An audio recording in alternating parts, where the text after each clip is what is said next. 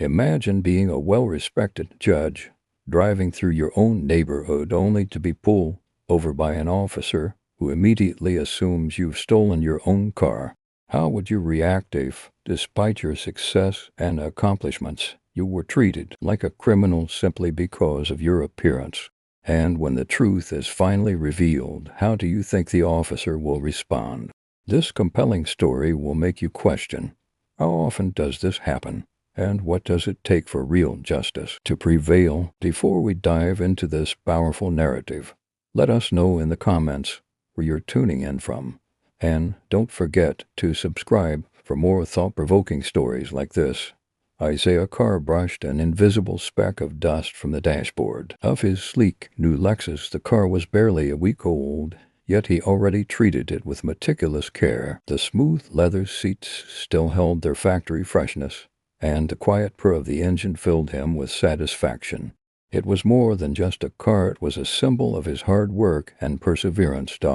After a long day at the courthouse, filled with back-to-back hearings and an endless pile of legal documents, he was eager to unwind. The drive through Winterdale, Michigan's tree-lined streets, was his escape, a moment of peace amidst the chaos of his profession. The grand homes, neatly spaced along the quiet roads, stood as a stark contrast to the tension he often faced in the courtroom. But his moment of tranquility didn't last long. Just as he was settling into the soothing rhythm of the jazz playing on the radio, piercing red and blue lights flooded his rearview mirror. A police cruiser was right behind him. Isaiah's heart skipped a beat. He hadn't been speeding, hadn't run a light. In fact, he had been driving under the limit, enjoying the peaceful ride home. So why was he being pulled over? Taking a deep breath, he signaled and pulled to the side of the road, his confusion mixing with the growing unease. A sharp knock on the window pulled him from his thoughts. A tall, broad-shouldered officer stood outside, her expression unreadable, her hand resting dangerously close to the firearm holstered at her hip. "License and registration," she demanded, her tone clipped and devoid of courtesy. Isaiah complied silently, retrieving his documents from the glove compartment. The officer, her nameplate reading roads, snatched them from his hand with barely a glance in his direction. Her eyes flickered between the documents and Isaiah himself, suspicion evident in her gaze. "Step out of the vehicle," she ordered. Isaiah blinked. "Excuse me." "Out now," she repeated, her voice cold and authoritative, leaving no room for negotiation. For a moment, Isaiah hesitated. He was a judge, a highly respected one. He had presided over cases that likely involved this very police department.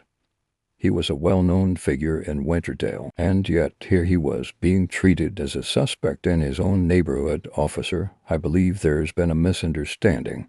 I'm Judge Isaiah Carr. This is my vehicle, and I live just down the street," he explained, keeping his voice calm and measured.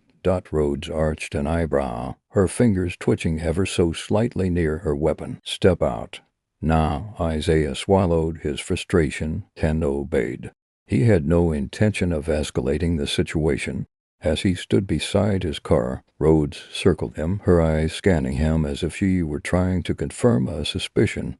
"We've had reports of a stolen vehicle matching this description," she stated, her tone unwavering. Isaiah's jaw tensed. "I purchased this car brand new. If you run the plates, you'll see it's registered in my name." She seemed uninterested in his explanation. Hands on the hood, his patience was wearing thin. "This is unnecessary. I have done nothing wrong." Rhodes's eyes gleamed with something unspoken, whether it was doubt, authority, or something more sinister. Isaiah couldn't tell. "You're going to do as I say, or we'll have a problem." Isaiah's pulse quickened, but he took a deep breath. He knew the law, he knew his rights, but he also knew that none of that seemed to matter in this moment. Reluctantly, he placed his hands on the hood of his Lexus, feeling the stares of unseen neighbors pressing in on him.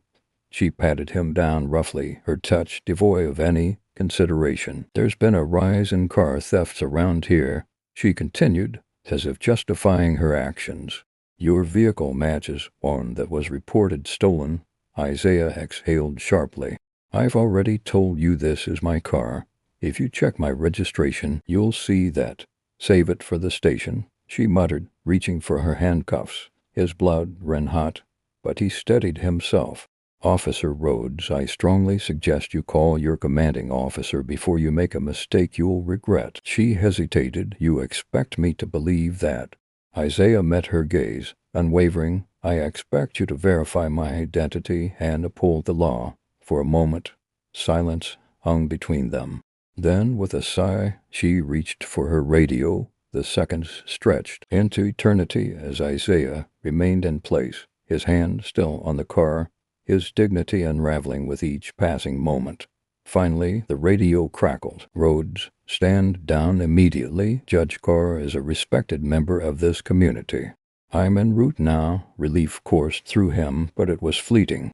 The damage had already been done. Rhodes's face flushed as she lowered the radio. I'm sorry, Your Honor. There appears to have been a misunderstanding. Isaiah straightened his suit jacket, reclaiming his composure despite the simmering anger beneath the surface. A misunderstanding? Is that what racial profiling is called now, officer?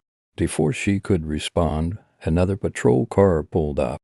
A man with graying hair stepped out. Captain Reynolds, the head of the precinct. Judge Carr.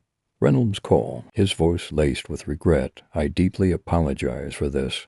Rest assured, we'll investigate this matter thoroughly. Isaiah nodded, though his mind was already working beyond himself.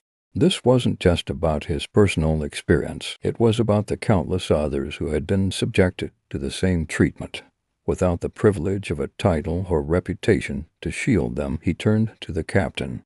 Captain Reynolds, I'd like to have a conversation with you and Officer Rhodes, not as a victim, but as someone who believes we can turn this into an opportunity for meaningful change. Reynolds looked momentarily surprised, then nodded. Of course, Your Honor. Whatever you need. Isaiah cast a glance at the surrounding homes where silent observers had watched from behind curtains. He had spent years building a life of dignity and respect, only to be reduced to a suspect in an instant. But perhaps, just perhaps, this moment could ignite a much-needed dialogue. What he didn't know was that this night was only the beginning, a turning point that would lead him down a path of challenging deep-seated biases, confronting uncomfortable truths, and pushing for real reform in a flawed system.